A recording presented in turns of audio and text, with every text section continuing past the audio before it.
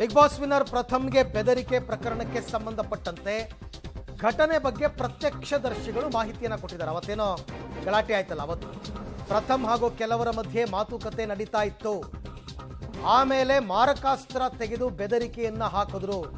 ಪ್ರತ್ಯಕ್ಷದರ್ಶಿಗಳು ಹೇಳಿದ್ದು, ರಕ್ಷಕ್ ಇನ್ನು ಚಿಕ್ಕ ಹುಡುಗ ವೆಪನ್ ನೋಡಿ ಭಯ ಬಿದ್ದಿದ್ದಾನೆ, ಅಲ್ಲಿ ಬಂದವರು ಯಾರು ಅಂತ ನಮಗೆ ಗೊತ್ತಿಲ್ಲ ಅಂತ ಪ್ರತ್ಯಕ್ಷದರ್ಶಿಗಳು. ಬಾಸ್ ಬಗ್ಗೆ ಮಾತಾಡಬೇಡ ಅಂತ ಪ್ರಥಮ್ ಹೇಳ್ತಾ ಇದ್ರು. ಘಟನೆ ಬಗ್ಗೆ ಪ್ರತ್ಯಕ್ಷದರ್ಶಿಯೊಬ್ಬ ಕೊಟ್ಟಿರ್ತಕ್ಕಂಥ ಹೇಳಿಕೆ. ಓಕೆ, ಅಂದರೆ ಅಲ್ಲೇನೋ ಗಲಾಟೆ ನಡೆದಿದೆ, ಅದನ್ನು ಅಲ್ಲಿ ನೋಡಿದಂಥವ್ರು ಈಗ ಹೇಳಿರ್ತಕ್ಕಂಥದ್ದು. ಹಾಗಾದರೆ ಅವತ್ತು ಏನು ಇನ್ಸಿಡೆಂಟ್ ನಡೀತು ದೇವಸ್ಥಾನದಲ್ಲಿ, ಯಾತಕ್ಕೆ ಹೋಗಿದ್ರು ಇವರು, ಮತ್ತು ಇವ್ರಿಗೆ ಯಾರು ಈ ರೀತಿ ಬೆದರಿಕೆ ಹಾಕಿದ್ದು, ರಕ್ಷಕ್ಗೂ ಇದಕ್ಕೂ ಏನು ಸಂಬಂಧ, ಈ ವಿಚಾರಕ್ಕೆಲ್ಲ ಸಂಬಂಧಪಟ್ಟಂತೆ ಅಲ್ಲಿದ್ದವ್ರು ಮಾತನಾಡಿದ್ದಾರೆ.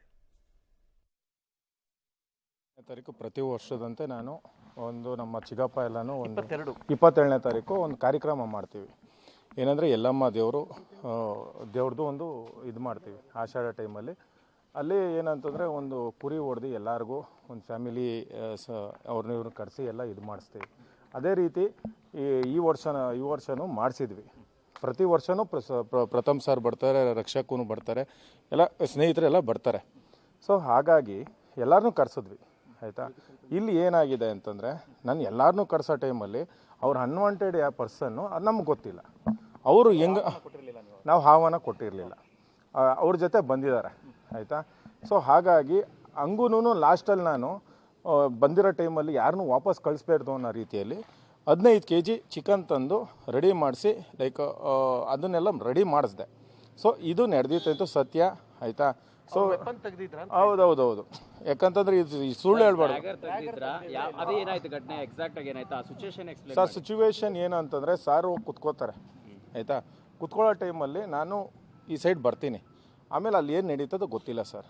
ಆಮೇಲೆ ಹಿಂಗೆ ಒಂದು ಮ್ಯಾಟ್ರ್ ನಡೀತಾ ಇರುತ್ತೆ ಸಾರ್ ಮಧ್ಯೆ ಅವ್ರ ಮಧ್ಯೆ. ಸೊ ಏನು ಅಂತಂದರೆ ಒಂದು ಇದು ಶ್ರೀನಿವಾಸ್ ಗೌಡ ಯಾರೋ ಸಮಥಿಂಗ್.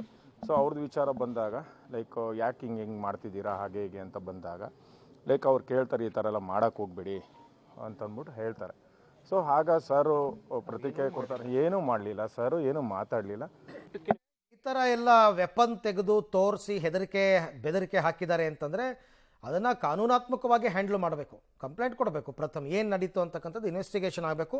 ಬಂದವ್ರು ಯಾರು ಅಂತ ಎಲ್ಲ ಪ್ರಥಮ್ಗೆ ಗೊತ್ತಿದ್ರೆ ಹೇಳ್ಬೋದು. ಅವರು ಮಾಧ್ಯಮದ ಮುಂದೆ ಅಲ್ಲದೇ ಇದ್ರು ಪೊಲೀಸರು ಮುಂದೆ ಹೇಳ್ಬೋದು ಯಾರು ಬಂದಿದ್ರು, ಯಾಕೆ ಗಲಾಟೆ ಆಯಿತು ಅಂತ. ಆ ಕೆಲಸ ಮಾಡ್ತಾರಾ ಅಂತ ನೋಡೋಣ.